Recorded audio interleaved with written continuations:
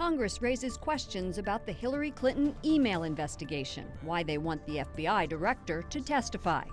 President Obama announces a new plan for Afghanistan. How many U.S. troops will stay? Gun control divides Democrats and Republicans, why the two sides seem unlikely to compromise. And the Pope reaches out to the parents of an American student killed in Rome, how he's comforting them. On EWTN News Nightly for Wednesday, July 6, 2016.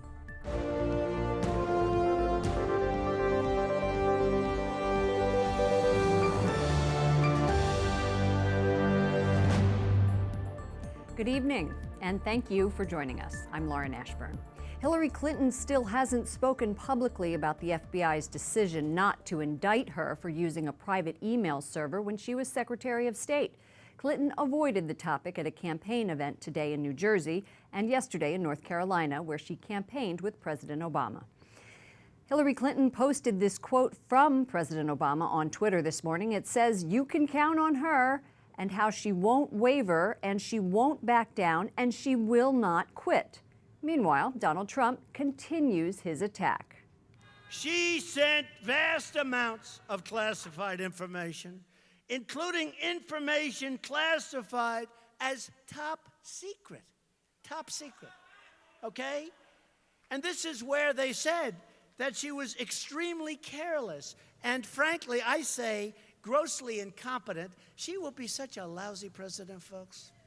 Republicans are fuming with the FBI decision not to recommend criminal charges. The House Oversight Committee will grill FBI Director James Comey tomorrow morning. And as Jason Calvi reports, some House leaders are calling for Clinton to be stripped of classified clearance. Jason.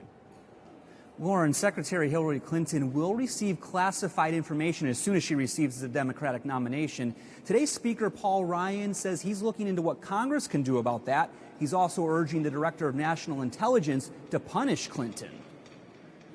I think the DNI, Clapper, should deny Hillary Clinton access to classified information during this campaign, given how she so recklessly handled classified information. FBI Director James Comey says Clinton was extremely careless, received 110 classified emails, and may have been hacked, but she shouldn't face criminal charges. He seemed to leave the door open, though, to other consequences. This is not to suggest that in similar circumstances, a person who engaged in this activity would face no consequences. To the contrary, those individuals are often subject to security or administrative sanctions. The hot seat is reserved for him here tomorrow.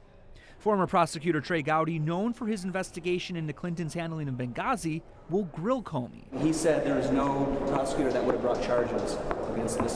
Secretary Clinton. He did say that. He said no reasonable prosecutor. But yet at the same time, he said no reasonable person would have had that arrangement that she had. So we'll have a lot of questions for him. Come on. The Oversight Committee's top Democrat says Republican after Republican praised Director Comey's impeccable record of independence right up until the moment he issued his conclusion. And Representative Javier Becerra, chairman of the House Democratic Caucus and a rumored possible Clinton VP pick, says Clinton admitted she made mistakes and it's time to move on. But the FBI did say that she was extremely careless. I mean, is that going to hurt her chances of winning the presidency? As the secretary said, she had violated no laws. She did not intentionally use her emails in a way to do any harm to our country. And a different House committee, Judiciary, sent this letter to Director Comey stating several examples of people who have been prosecuted for mishandling confidential information, and they ask a series of questions of the director, including this one. What sets Secretary Clinton apart from others who have been prosecuted for mishandling classified information? Probably one of the questions, Lauren, that will be asked of him tomorrow. That is a question on everyone's mind. Jason Calvi, live on Capitol Hill. Thank you, Jason. Hillary Clinton criticizes Donald Trump's business record. She made a campaign stop today in Atlantic City near one of Trump's closed hotels. And as the people of Atlantic City know better than anyone, Donald Trump cannot do the job for American workers and businesses. Clinton calls Trump a shameful businessman with a history of exploiting workers. She also places blame for Atlantic City's troubles on New Jersey Governor Chris Christie, one of Trump's biggest supporters and a possible vice presidential pick. Hillary Clinton also blasts Donald Trump for his comments praising former Iraqi dictator Saddam Hussein. Trump says Hussein did not read terrorists their rights. He just took them out. Saddam Hussein was a bad guy, right? He was a bad guy, really bad guy. But you know what he did well? He killed terrorists. Trump has previously said the world would be 100% better if dictators like Hussein and Libya's Muammar Gaddafi were still in power. The Clinton campaign says Trump's comment, quote, demonstrate how dangerous he would be as a commander-in-chief. Joining us now is Melinda Hennenberger. She's the editor-in-chief of Roll Call. Thank you so much for joining us. Thanks, Lauren. This has been a busy political week. It has. She is ignoring, Secretary Clinton is ignoring this email scandal.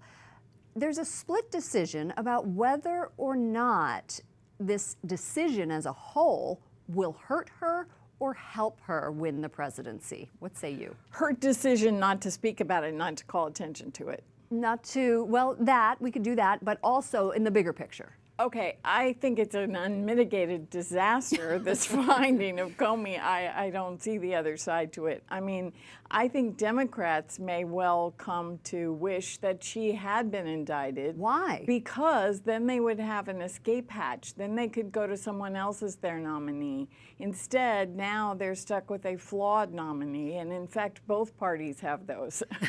But isn't it good news? She wasn't indicted. It's good news for her, certainly, that she wasn't indicted, but such a strong speech from Comey saying, you know, excessive mistakes, carelessness. right. I mean, really, there was very little there that she can cheer about, which is why she's not calling more attention to it. And that I do think is the right call, because she doesn't want to say any more about it than she has to. She just wants There's it. no upside for her. That's right. in She that. wants to brush it under the rug. FBI Director James Comey is going to appear before the House Oversight Committee tomorrow. Questioning, you know, they're going to question him about his decision. And Nancy Pelosi is calling this the investigation of an investigation of an investigation. What can the committee possibly hope to learn about this? I think they want to be careful of overreach. I personally felt that Donald Trump was overreaching when he started talking about, oh, look at how this shows that the Clintons have tried to bribe Loretta Lynch. Maybe he should just let it speak for itself, because it is very damaging to Hillary Clinton. And the same with the Republicans on the Hill. I understand their outrage, but I don't know what they're going to learn. I think that, as your clip showed, he is very respected on both sides, Comey, and so I don't know. It's hard to see. It's hard to see how they can draw some conclusion that he was in the tank for Hillary Clinton. And I know we have to go, but quickly, tomorrow Newt Gingrich is campaigning with Donald Trump. Is he going to be the VP? I have absolutely no idea. Good answer. I think that Trump tends to admire in others qualities he sees in himself, and so they do have a lot in common. Thank you so much. Thanks.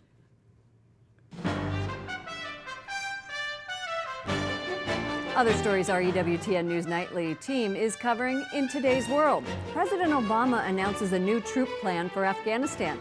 He says the U.S. will leave 8,400 troops in the country, not the 5,500 he originally planned. As President and Commander-in-Chief, I've made it clear that I will not allow Afghanistan to be used as safe haven for terrorists to attack our nation again. The president says it's important for America to help Afghanistan's struggling government by training and advising Afghan forces and supporting counterterrorism operations. Now, coming up a little bit later, we will talk to Afghan war veteran Michael Waltz. He'll join us with reaction to today's announcement. The Justice Department says it will open a civil rights investigation into the videotaped police shooting of a black man outside a Baton Rouge convenience store. 37-year-old Alton Sterling was confronted by police on Tuesday after an anonymous caller said he had threatened someone with a gun outside the store. Cell phone video shows two officers pinning Sterling to the ground and sounds of gunfire. Police have released the 911 dispatch audio. Copy suspicious code 2 at 2100 North Foster across the Fairfield. 7 cities on the corner, gun in his pocket. He pulled the gun on the complainant and told him he couldn't be around there. The two officers involved have been placed on administrative leave. A South African judge sentences Oscar Pistorius to 6 years in prison for murdering his girlfriend. The double amputee Olympic runner stood and faced the judge as she announced the sentence. He shot Riva Steenkamp in his home in 2013. Pistorius was facing a possible 15-year jail term, but the judge said compelling circumstances existed in his case, giving him a lesser sentence. Pope Francis meets with the parents of 19-year-old Bo Solomon, an American college student whose body was found in Rome's Tiber River this week. The mother, Jody Solomon, appears to be crying, and her husband, Nick, puts his arm around her. Francis tries to comfort the couple, then raises his hands to bless them. Bo was apparently pushed or tumbled into the water less than 24 hours after arriving in Italy for summer classes. The investigation is ongoing. Our Rome producer, Mary Shovlin, joins us now. Mary, what did the Vatican say about the meeting? Lauren, in a statement released by the Holy See Press Office just after the meeting with Nick and Jody Solomon, they said Pope Francis wanted to express his deepest sentiments of compassion for what they had been going through upon learning of their son's death. And he said that he was close to them in prayer for the very tragic way in which their son died. Of course, it was an unscheduled meeting. Nick and Jody Solomon just arriving yesterday here in Rome upon learning of their son's death. So the surprise meeting with the Holy Father surely bringing them comfort at this very difficult time. No, I cannot even imagine what those parents are going through. Well, what is the latest in the investigation?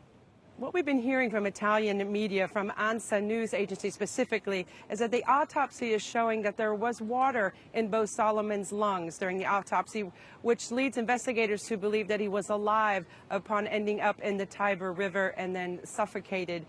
We know that they have arrested a man, Massimiliano Gagliotti, 40-year-old homeless man living on the banks of the Tiber River.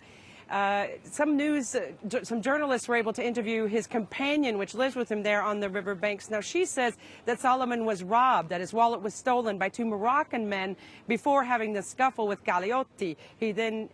Bo Solomon then went down to the riverbanks where he met up Gagliotti. The two got in a shoving match, and then Bo Solomon unfortunately ending up in the Tiber River and eventually leading to his death. So details will be further coming on the cause of his death and hopefully investigation to who actually is responsible. Mary Shovlin, our Rome producer, thank you so much. What a terrible, tragic story. Thank you, Lauren. And Pope Francis met today with a group of French pilgrims who are poor, homeless, or living with disabilities. The Holy Father called them treasures of the church and asked them to pray for the rich, proud, and vain. The group is in Rome on pilgrimage from Lyon, France. Coming up, a possible change for Catholics during Mass. Who's pushing for priests to face east toward the altar? And U.S. troops staying overseas. An Afghan war veteran joins us to talk about today's presidential announcement.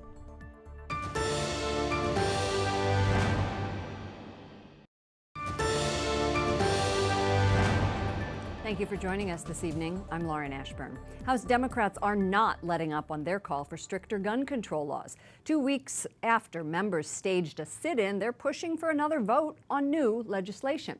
Wyatt Goolsby reports from Capitol Hill. Wyatt.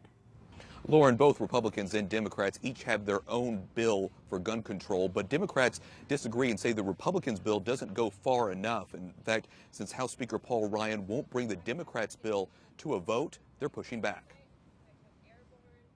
We have the power, we have the capacity, we have the ability to disarm hate. At a rally on the steps of Capitol Hill, Democrats like John Lewis and Minority Leader Nancy Pelosi called for action on gun control. Mothers who lost their sons to gun violence, including Jill Robinson of Baltimore, also shared their stories. My oldest son, he was gunned down, not in the streets of Baltimore, but at the home of his high school classmate. I was told that it was a robbery that went wrong. After her son was killed, Robinson became an advocate for laws to better protect Americans from gun violence. This helps me to channel my hurt and my anger to know that I can help another mother through this journey. Robinson supports the Democrats' bill, which expands background checks, tightens gun show loopholes, and bans those on the no-fly list from purchasing guns. I would hope we can all agree that we need to protect our children.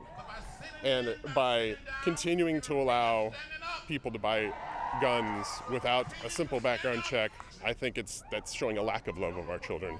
But Republicans say the Democrats' bill doesn't get to the root of the problem. Lee Zeldin says his proposed bill is better because it is aimed specifically at stopping terrorists or suspected terrorists from purchasing guns. This bill wasn't written by the NRA. This proposal was drafted by members of Congress who understand how to prevent terrorists from purchasing firearms while protecting the due process rights of Americans. Republicans emphasize that they want laws that protect citizens without compromising their Second Amendment rights. Now, Speaker Ryan has promised that he will take up the Republican bill to a vote, but there's no exact timetable as to when that would happen. Lauren? Thank you, Wyatt. Wyatt Goolsby on Capitol Hill.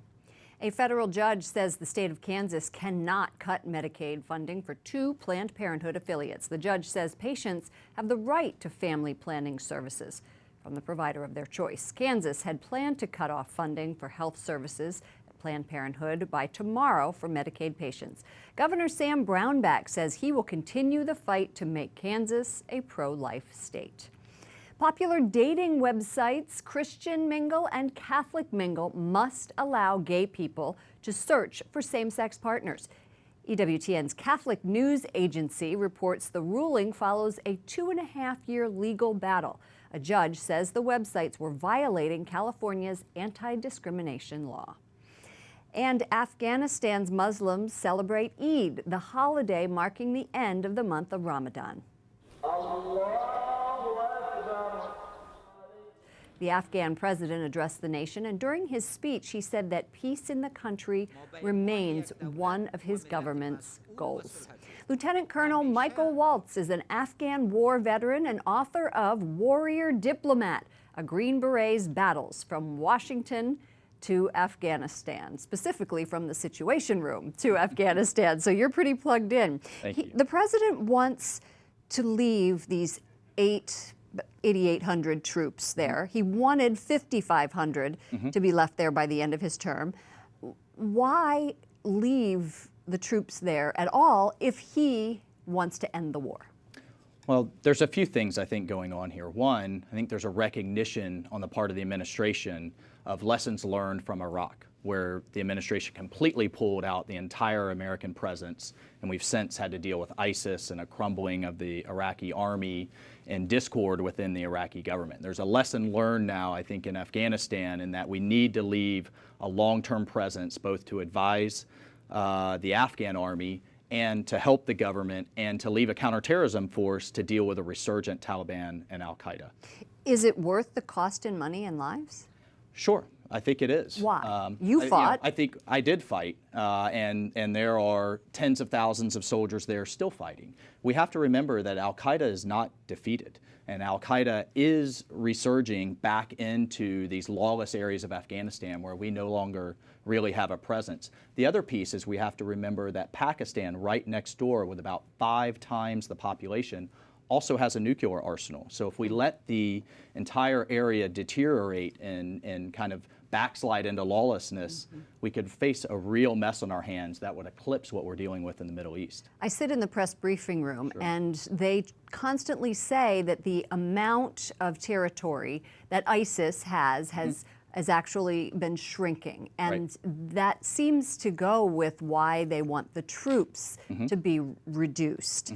But it seems like this 8,800 number shows that maybe military people on the ground say, I don't think so, that's not enough. Well, there's been, I think, too much focus on the numbers of troops. We need to look at what are the long-term objectives. And I argue that we're facing a long war in defeating the idea of Islamic extremism, and the new battlefields are Iraq, Afghanistan, parts of North Africa. Just like in the Cold War, we dealt with Germany, South Korea, and the Philippines. And until we take that long view, we're going to see these kind of incremental withdrawal, stop, retreat, back again, and the lack of a real strategy.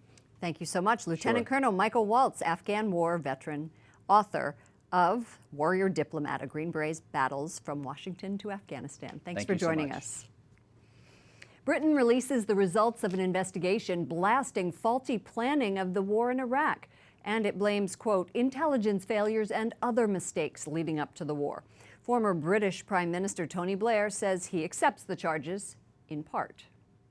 The mistakes on planning and process, I absolutely acknowledge.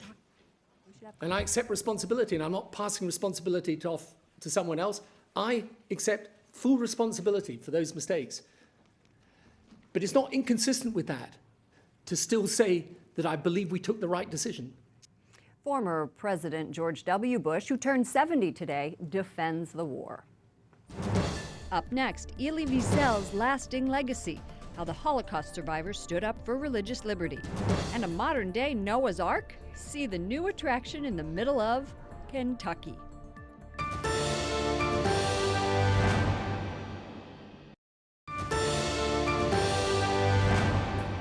Pope Francis asked people to follow the example of Saint Maria Goretti by forgiving others. This is the feast day for the young martyr who forgave her attacker. Thank you for joining us this evening. I'm Lauren Ashburn. A Vatican official encourages a change in the way priests celebrate Mass.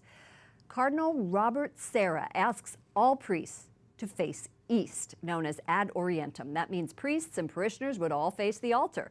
Serra is the Pope's chief liturgical leader. He made the request at a Catholic conference in London. It's not considered a formal Vatican rule, but Serra hopes priests will make the change by the start of Advent. And Philadelphia's Archbishop issues a new set of pastoral guidelines for clergy and other leaders in the Archdiocese. Archbishop Charles Chaput says divorced and remarried parishioners should abstain from sex and live like brother and sister if they want to receive Holy Communion and haven't had their previous marriage annulled. Chaput also says same-sex partners, civilly remarried parishioners, and unmarried couples living together should not be permitted to serve on parish councils, serve as lectors, or dispense communion. The guidelines urge parish leaders to treat all parishioners with compassion, love, and respect. One of the many powerful quotes from Elie Wiesel's book, Night, recounts his time in the Nazi concentration camp Auschwitz. He says, quote, human suffering anywhere concerns men and women everywhere. The Nobel Peace Prize winner died at age 87 this week. And joining us, Dr. Suzanne Brown Fleming with the U.S. Holocaust Memorial Museum and Cristina Arriaga, Executive Director for the Becket Fund for Religious Liberty. Thanks both for joining us. We've all been talking about the important contributions that he made. How did his work influence the creation of the Holocaust Museum? His voice, his moral voice, was really that inspired presidents of this country to build the Holocaust Museum. He was our founding chairman, and he remained an important key moral voice all through his life. Christina, he's also a very big advocate for religious liberty, and as the executive director at the Becket Fund, how has that impacted your organization? Oh, absolutely. He wrote 60 books because he said that when he left the Holocaust, when he survived, that he vowed never, ever to remain silent. So wherever there was a disparity, whatever there were violations of human rights, that he would speak up. So he was an ardent advocate for religious liberty for everyone. He just was at a conference of yours. What did he say? Oh, absolutely. Right before he died, right? Right before, just last May, even though he was very ill, he wanted to make sure that he came to celebrate the life of a Cuban political prisoner who had survived all sorts of indignities. And he said at that event that he always told his students he had more questions than answers, but to continue asking those questions. Now, at the Holocaust Museum, do you have any plans to honor him? We have put out a special memorandum already, and we will have a public ceremony for him as well. His book, Night, is what has inspired students around the world for generations and generations. And for us, his death is a watershed moment where we now know we have such a great responsibility to transmit Holocaust memory and awareness in his absence. Continue his mission. Yes, absolutely. Thank you so much for joining us, Dr. Suzanne Brown Fleming of the U.S. Holocaust Museum and Cristina Arriaga of the Becket Fund. Thank you, ladies, for coming in. Thank you. The forecast in Williamstown, Kentucky appropriately calls for rain today as a full-size Noah's Ark is unveiled. The $100 million Ark Encounter it's built according to dimensions given in the Bible, 510 feet long, 85 feet wide, and 51 feet high. It is awesome, absolutely. Just the magnitude, the scope, the size of it, it is incredible.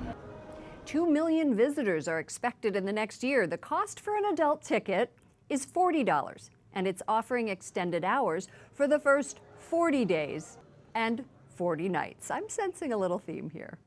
For the EWTN News Nightly team, I'm Lauren Ashburn. Good night and God bless.